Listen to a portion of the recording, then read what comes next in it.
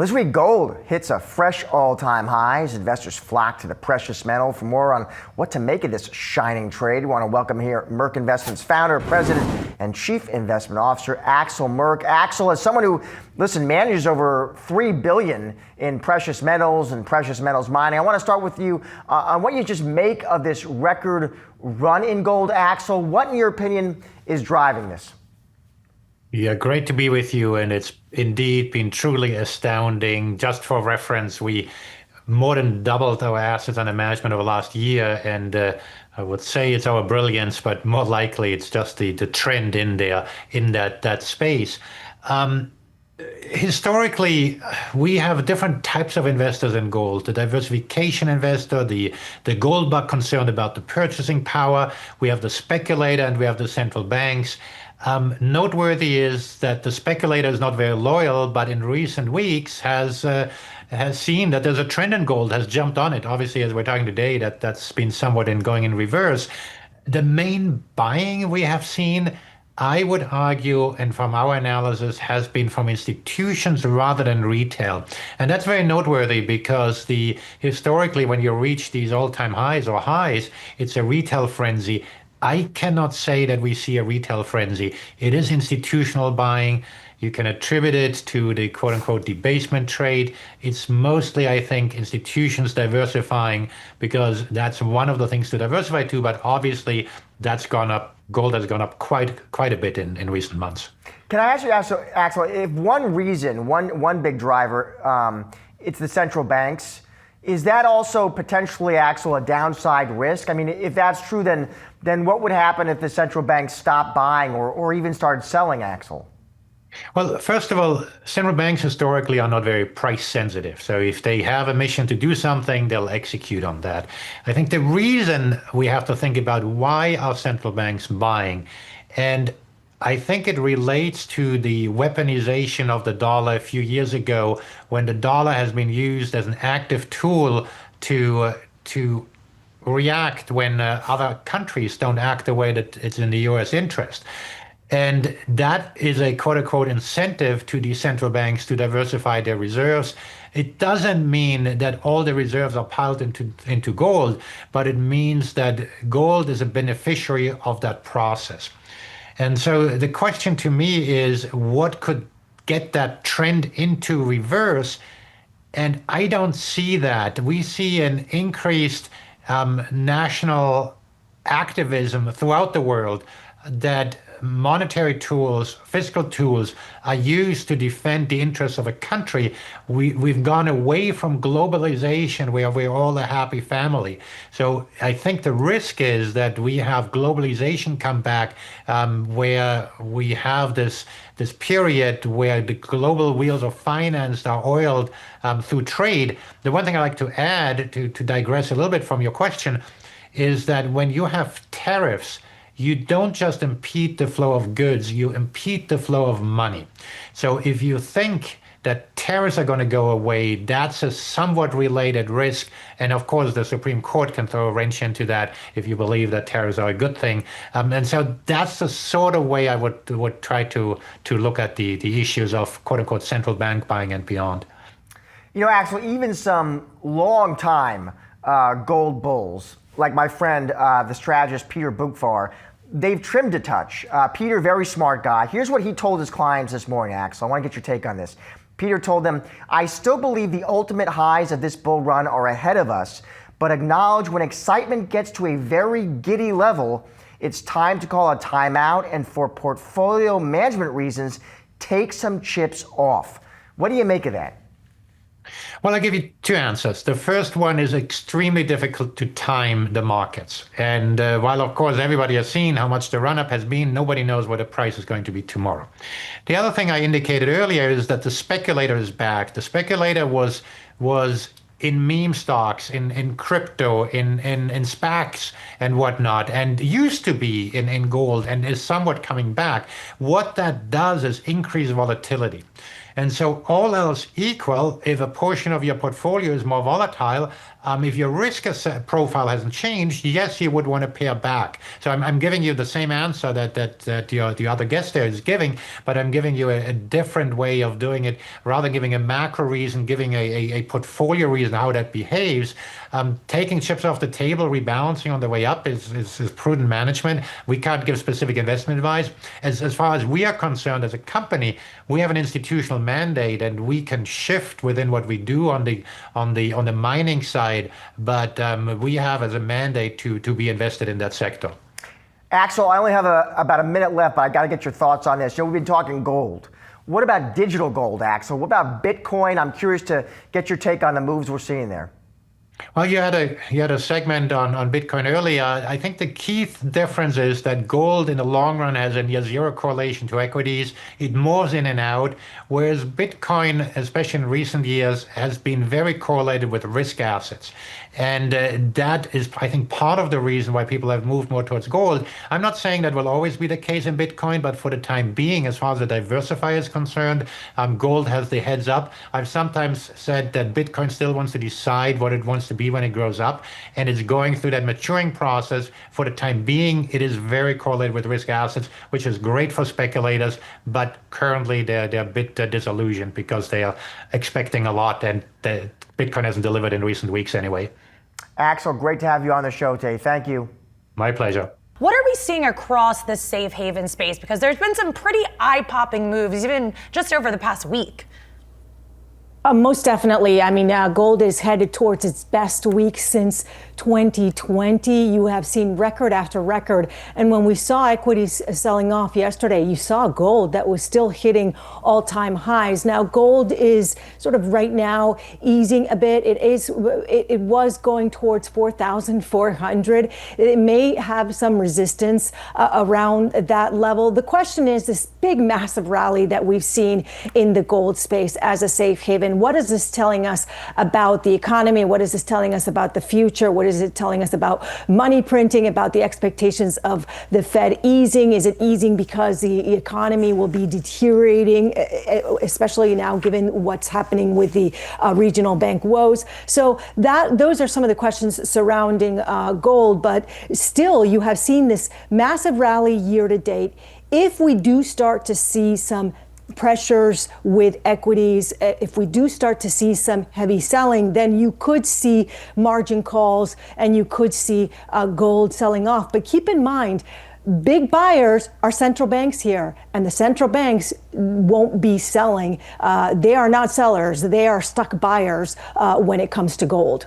Yeah, and as gold continues to rise, we've seen some serious sell-offs in Bitcoin. Just over the past 5 days, Bitcoin is down 8%, trading just around $105,000 a coin. And in the meantime, you have oil that has really come down. That's led to the lowest gas price, I think, since January.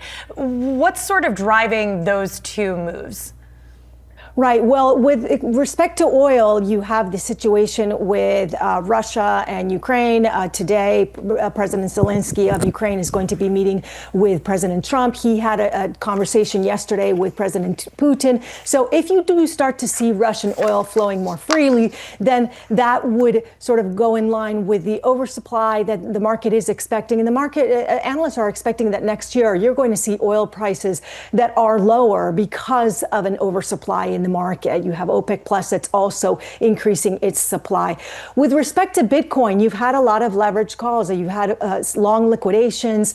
You had the mini crash just last Friday after President Trump announced those threats, tariffs against China. So Bitcoin has been a little bit of a head scratcher for the Bitcoin bulls because this is supposed to be sort of a stellar month when it comes to Bitcoin. And the Bitcoin bulls are expecting that you would see some rotation going from gold into Bitcoin, with that rotation being sort of a historical rotation that gold front runs Bitcoin. So it has definitely been acting like a risk on asset, and investors have been fleeing from that risk on asset. Gold just keeps shining, hitting new records as investors flock to the precious metal. Some people buy gold coins or bars and store them at home or in a safe deposit box. But for others, gold has become a way to save for retirement through what's known as a gold IRA. Now, opening a gold IRA isn't as simple as opening a regular one. Most major brokers, think Fidelity, Schwab, or Vanguard, don't offer them. You actually have to go through specialty providers, and the rules are pretty strict. The gold or even other metals like silver, platinum, or palladium has to meet certain purity standards, come from approved refiners, and be stored in an IRS-approved facility. Then there are the costs. Gold IRAs typically charge more than traditional IRAs, including setup, storage, and maintenance fees, plus insurance and shipping costs. And unlike cash or stocks, physical gold doesn't pay interest or dividends, so you're not earning income while you hold it. Taxes are also different. The IRS treats gold as a collectible, which means long-term capital gains can be taxed at up to 28%. That's higher than the 0 to 20% range for stocks. Still, gold IRAs do share some traits with traditional ones. You can fund them with pre-tax money, and Roth Gold IRAs allow after-tax contributions. But just like other retirement accounts, you will face required minimum distributions starting at age 73. And if you want gold exposure without the hassle of storing bars, there is an easier option: physically backed gold ETFs. You'll pay a small fund fee, but no storage or insurance costs. You can even hold gold ETF shares inside of a regular IRA. This gets you many of the same tax benefits without opening a separate account. Well, U.S.-China trade flare-ups and increased bets for a Fed rate cut have sent gold prices soaring. Precious metal trading above 4,200. Blue Line Futures. Phil Strebel joined us to weigh in on the next moves. Phil, great to see you on set, especially my friend. Let me ask you this big picture question. I want to start U.S.-China trade tensions. They're ratcheting up. You saw Treasury Secretary Bessent, Trade Rep Greer, not happy, Phil, criticizing Beijing, specifically not happy with Beijing's decision to curb exports of rare earths. I'm curious to get your take on how you see that. Specifically, just walk me through, as a trader, how you're navigating all that. Well, when you look at the rare earths, you look at these different commodities, and what the commodities do is they fuel defense, energy, AI, and technology.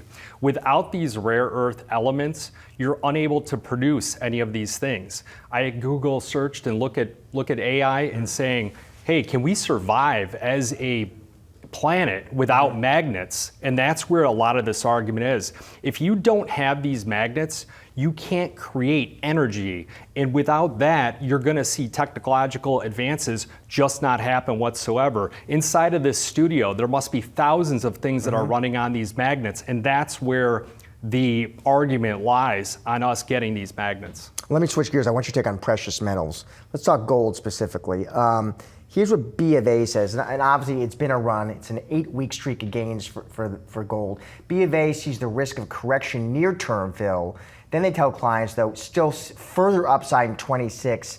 Is that how you see it? It's the volatility is where they see this possibility for correction. You've got about a $90 average true range, meaning that gold is moving about $900 on the 10-ounce contract per day. So you look at gold's up about 50% year to date. You've got 17% a changeover in ETF flows. So coming in year over year, we're getting much more active in this. What's happening is people with traditional 60-40 portfolios, they've been left in the dust over the past few years. It's important for them to start incorporating slivers of commodities into their portfolio, whether it's gold, oil, Bitcoin. And what it does is it allows them to perform better. So it's the widespread adoption from not only the individual investor, but also central banks continuing to add.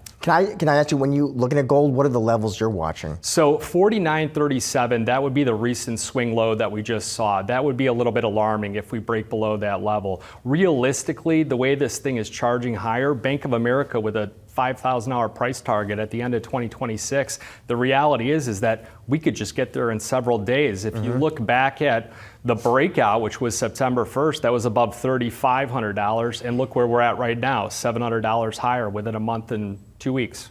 Silver, I want your take on that one. Again, B of A, I'll give you a take. They see that when they told clients potentially rising to 65. Is that what you see? Yeah, the possibility is really there. You've got a number of different dynamics. It's up 70% year to date.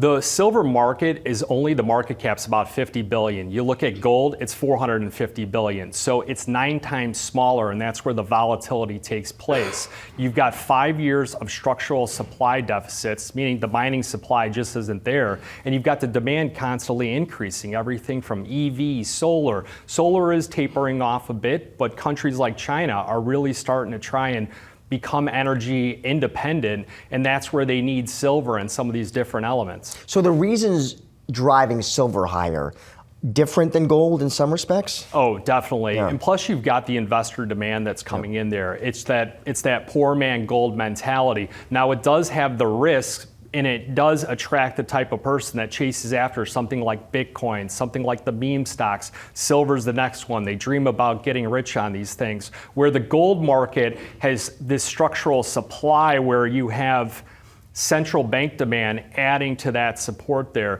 The problem with silver, the only one that I would say, is that you have the possibility where you have substitution risk, where if prices get too high, you produce solar panels, you might start incorporating more of a copper paste or an aluminum paste instead of silver. So it does face that type of risk. Platinum and palladium, I want your response there too. Macquarie saying, here's their take, PGM prices could see a pullback, they told clients, but they think the dip gets bought. Prices make new highs during Q1. Is that what you see? Now the problem that occurred was that prices of gold in jewelry and watches, it just became too great. So what happened is in China, they started looking at inexpensive ways to, have great jewelry, and they started buying platinum, and that's where you saw that breakout over $1,000 an ounce, and it's really taken off from there. It's up near $1,700. Your level of support's $1,500, and you also have palladium where getting these things online, getting them out of mines and extracting them, a lot of these countries that do that are using it for negotiations towards different trades and tariffs. Finally, let's touch on the energy complex. Gasoline prices, we're nearing the $3 threshold as oil prices tumble. I'm just looking at WTI, Phil, 58 and change. Where does it head from here? This is why we have the afterburners going on in the U.S. equity markets. You've got growth right now. You've got declining inflation with these energy prices coming down, as well as lower agricultural prices. I really believe that they want to see oil in those low to mid 50s. So 55 to 52, I think, would be a great level of support. There's no telling on natural gas, where they've been building these inventories, what the weather is going to bring when it comes to the winter. But we do have ample supplies, and that's why the futures are breaking below $3. Phil, great to see you. We're lucky to have you on set. Thank you, sir. Thanks a lot, Josh. Gold's on pace, in fact, for its best year since 1979. And while many are buying and holding on to their gold, for a look at what it means for pawn shop owners, I want to bring in Rick Harrison, who you may recognize from the TV series Pawn Stars. He's also the owner of the Gold and Silver Pawn Shop in Las Vegas. Rick, it's good to see you. Thanks for joining us. Thanks for having me. So we've seen prices go up. Does that mean like a huge influx of traffic into your store with people who want to know what they have, how much it's worth? I am buying a little bit more gold, but it's hurting on the retail side. When people come in and they go to, they get serious sticker shock when they start looking at jewelry. 14 karat gold, it scraps for like $75 a gram right now. So, when you come in to buy, retail, buy a ring for, a little 5 gram wedding band, and it's like $700 retail. I mean, it's, people are a little shocked. And so that implies to me that you, in other words, you're not eating the cost, right? You're hanging on to your margins, and you're raising your prices with the price of the underlying metal. Yes. I mean, even if I bought it, I bought something a year ago, I'm not going to, I'm definitely going to sell it for more than I did last year, because if I sell it for what I had priced last year, I could actually just put a torch to it and sell it for scrap and get more. So, so what kinds of changes then are people making? If they're coming in and they're getting that sticker shock, is there any jewelry that is more reasonable that they're pivoting to right now? How's that playing out?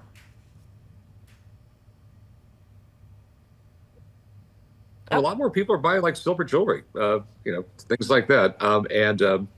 It's I don't see a stop in the prices going up either. I mean, it just there's a massive deficit in the amount of silver we have in the market right now. there's no silver mines left. I mean, all silver production, it's ancillary from copper mines and gold mines. So I think there was a 150 million ounce deficit last year when it came to silver. So that price is going to, just supply and demand, that's going to go up. And central banks are buying gold like crazy. So you have any tips for people out there who have jewelry at home that they're thinking about selling? You think they should hang on to it? Do you think they should get it assessed? What do you think? I think they ought to hold on to it for now. I do not see a stop in the price going up.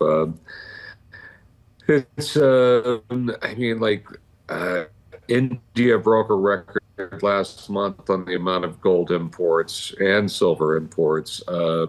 China's buying gold, tons of gold every year. Central banks around the world are getting rid of U.S. bonds, and it's the whole de-dollarization thing, and they're buying gold. So I just don't see. I see it going up for a while. Rick, I want to ask you too just about the underlying business, right? You being in Vegas, big tourist destination. Have you seen decreases in traffic? Are fewer people coming to Vegas and coming into your store? Actually, the last month has been really, really good. I mean, the actual amount of people coming in the store has gone up. I do know the actual number of people coming into Vegas has gone down a little bit. But I think it's a cyclical thing. I've said this before. I think, we're kind of suffering from a COVID hangover. Everybody during COVID got so much money and they were spending that money. And when the mask came off, everybody went on vacation. And I think it's just slowed down a little bit because of that, but it'll be back. And I think the hotels on the Strip have got the message that, stop charging so much to have money. And I think they're listening a lot. And what about pawn shops as an economic indicator, right? I think about on both sides. Obviously, there's the retail business that you talked about, but there's also people coming in because they need to raise cash, right? So, what are you seeing on that front lately? And are you seeing that kind of as a sign of stress or not in the economy?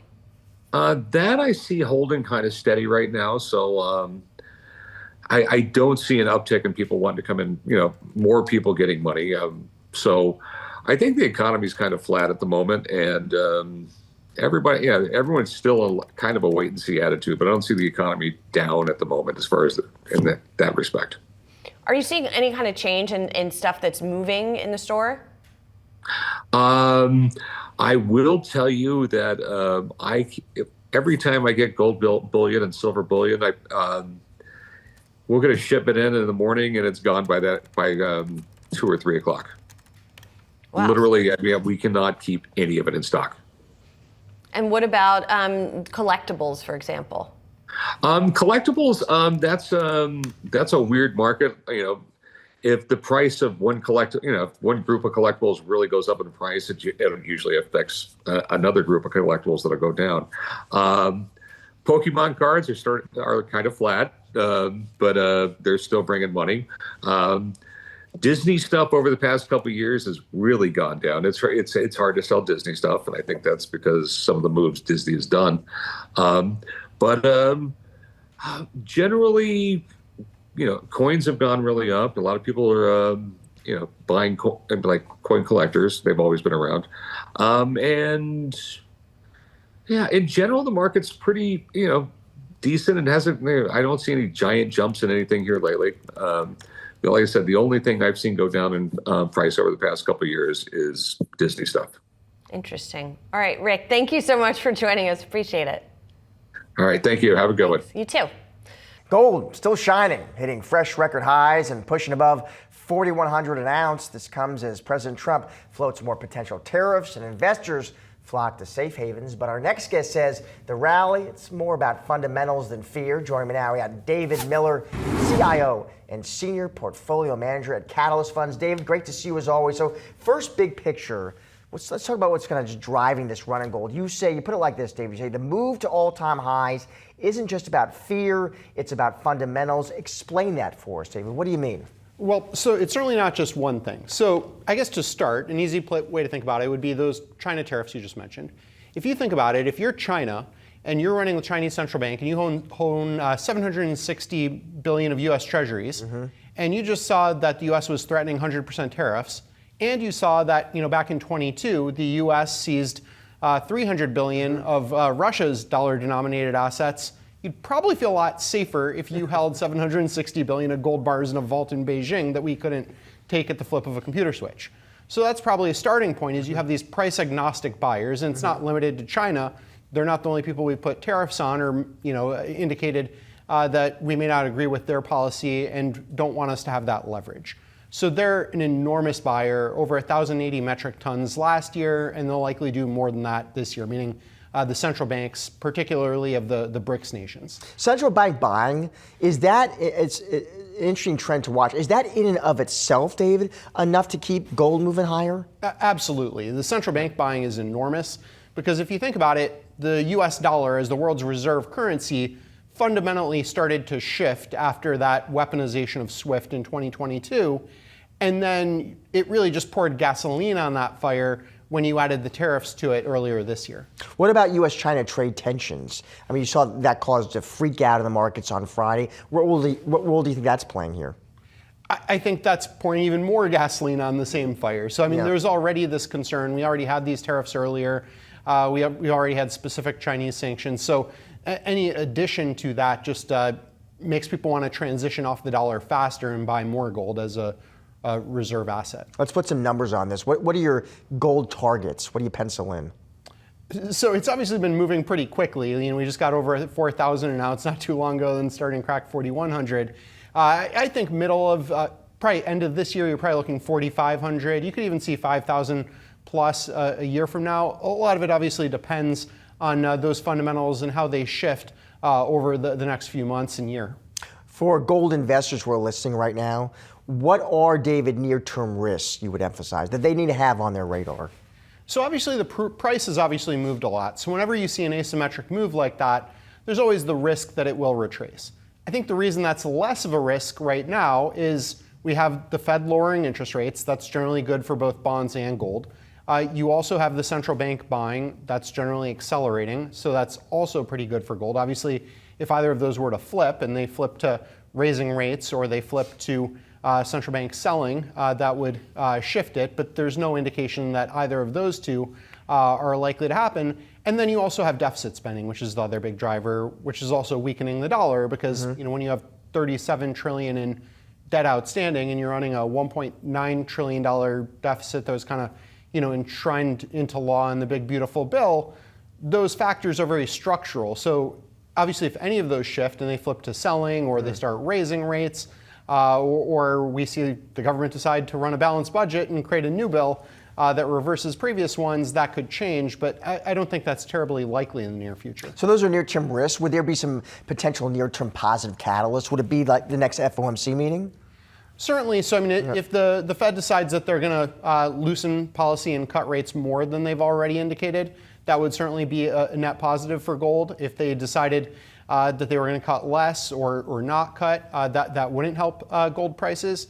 And you can think of gold in relation to the dollar from that perspective. Whenever the dollar weakens, that's a big net positive for gold on a relative basis. What have gold ETF flows been like? So gold ETF flows had been flattish the past couple of years in spite of the rising price, whereas year to date they've really started to take off in a much more significant way. They're not nearly as big as the central bank net buying, but that's an additional part of that cycle. The price escalation has attracted more buyers. It's certainly one of those situations where it's kind of a bit of the opposite of the store sale. People like buying gold more when the price goes up, ironically. When friends and family come to you, David, they say, how do I get exposure to gold? What's the smart way? Do you say physical gold? Do you say ETFs? Do you say miners? Do you say all three? So I think all three could have their value. So we've kind of approached this on our own. So we've created one ETF. It's called the GOLY ETF, Gold Enhanced Yield ETF. And what that does is it buys gold futures because gold itself doesn't pay a yield, but gold futures do deliver the price returns of gold, but it frees up the rest of the money in our fund that we can put it to work, generating income in investment-grade corporate bonds that throw off a 5% yield to maturity. So we can stack that 5% yield on top of those price returns that we're getting from gold futures. That's been great for our fund. It's been up over 50% year to date. You can also own the physical. That's certainly the cheapest way to do it from storage cost perspective or management fee perspective. But then you have the risks of selling it. You usually have to sell it at some type of discount. You're paying a premium when you buy it, whereas that's not really true in the futures markets or when you buy an ETF. Aside from the ETF route, though, gold stocks have gotten considerably more attractive because gold stocks really trade off of their margin. And when you think about it, over the past few years, gold prices had gone up, but their margins hadn't really improved significantly because the costs associated with gold had gone up with it. That really started to change this year as their margins really started to widen in a significant way because the gold rally has been much more significant than any costs associated with mining gold so far in 25. Final question, David.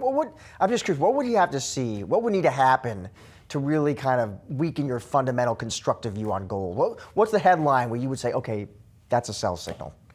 So we started to have some of those earlier this year, although they reversed. So, earlier in the year, the government was talking about DOGE and what they were going to do to cut deficit spending and cut $2 trillion off of spending. And that would clearly be a net positive for the dollar, and that would be a net negative for gold. Now, they didn't follow through with that, but if they decided to reverse course and try to do massive DOGE-type cuts, that could certainly have an impact.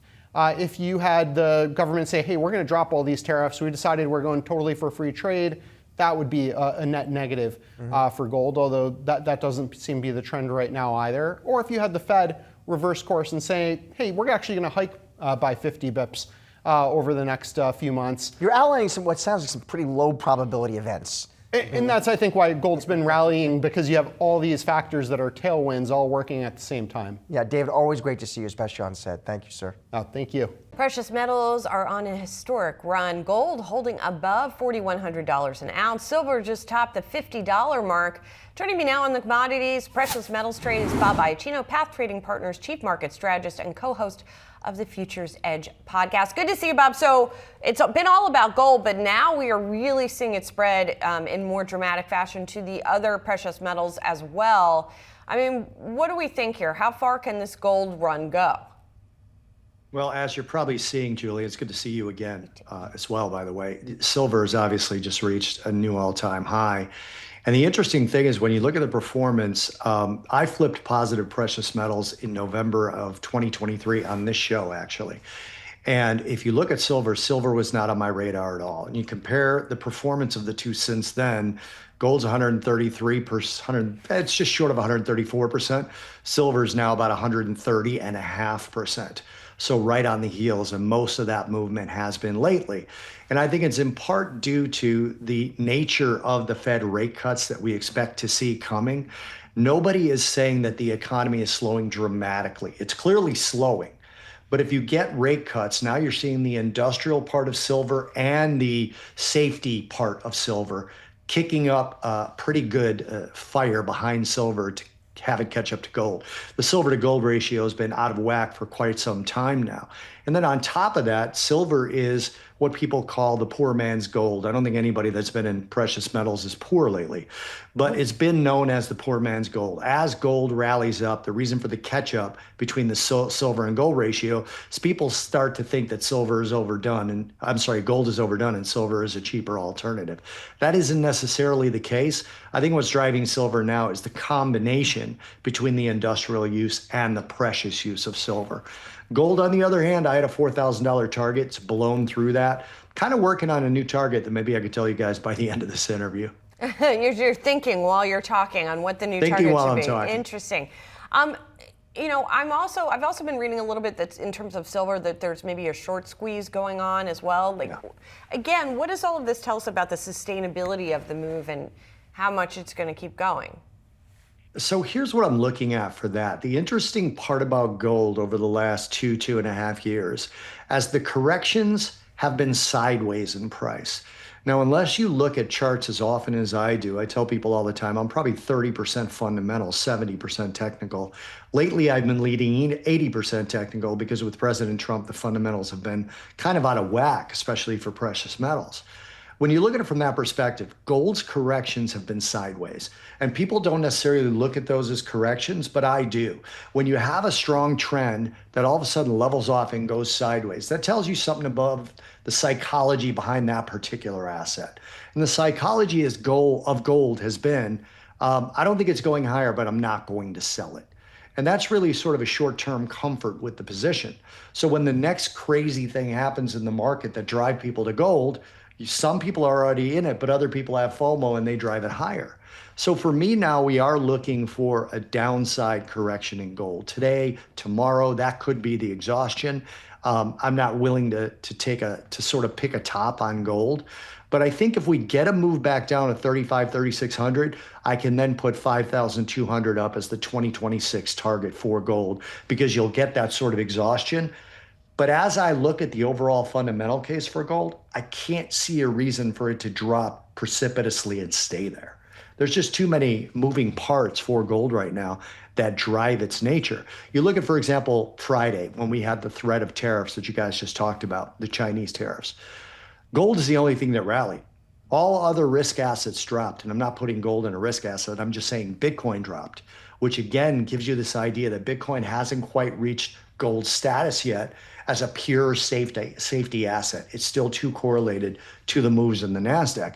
Now we see the NASDAQ futures, obviously the stocks are closed, NASDAQ futures are up 2%, and Bitcoin is rebounding, not as much, but a little bit off of its lows. Right. So it tells you that gold is still the safety asset when it comes down to it. Yeah, I would hazard a guess there's a lot more margin buying in the crypto market than margin buying of gold, but I don't know. That's just a guess, Bob's. Okay, so your new target, did I hear you correctly, 5,200 for gold?